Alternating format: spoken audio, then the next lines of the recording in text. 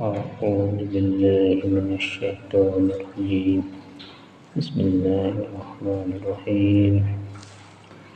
سيقول السفهاء من الناس ما ولاهم عن قبلتهم التي كانوا عليها قل لله المشرق والمغرب يهدي من يشاء إلى صراط مستقيم. وكذلك جعلناكم أمة وسطا لتكونوا شهداء على الناس ويكون الرسول عليكم شهيدا.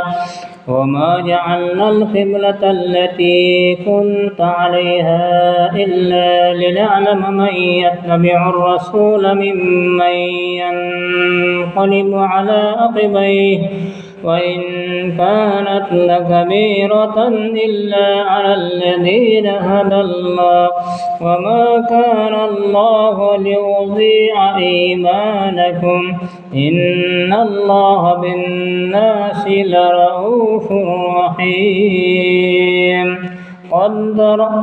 قد نرى تقلب وجهك في السماء فلنولينك قبلة ترضاها فول وجهك شطر المسجد الحرام وحيثما كنتم فولوا وجوهكم شطره وإن الذين أوتوا الكتاب ليعلمون أنه الحق من ربهم وما الله بغافل عما يعملون.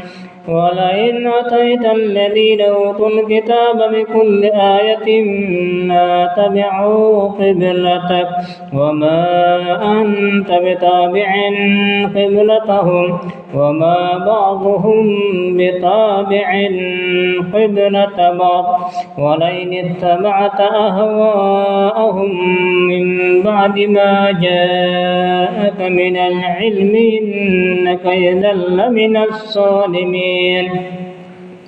الذين آتيناهم الكتاب يعرفونه كما يعرفون أبناءهم وإن فريقا منهم ليكتمون الحق وهم يعلمون.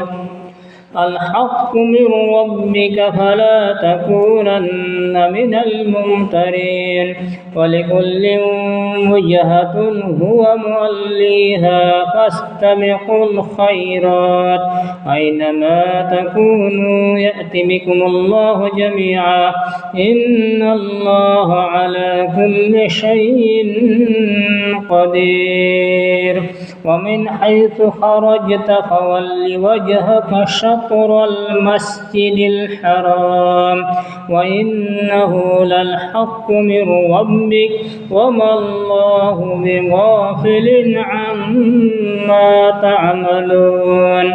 ومن حيث خرجت فول وجهك شطر المسجد الحرام وحيثما كنتم فولوا وجوهكم شطره لئلا يكون للناس عليكم حجة إلا الذين ظلموا منهم ولا تخشوهم واخشوني ولأتم نعمتي عليكم ولعلكم تهتدون.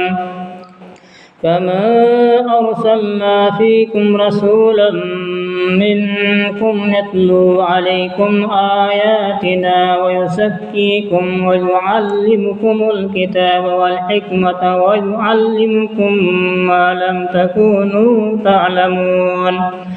واذكروني أذكركم واشكروا لي ولا تكفرون.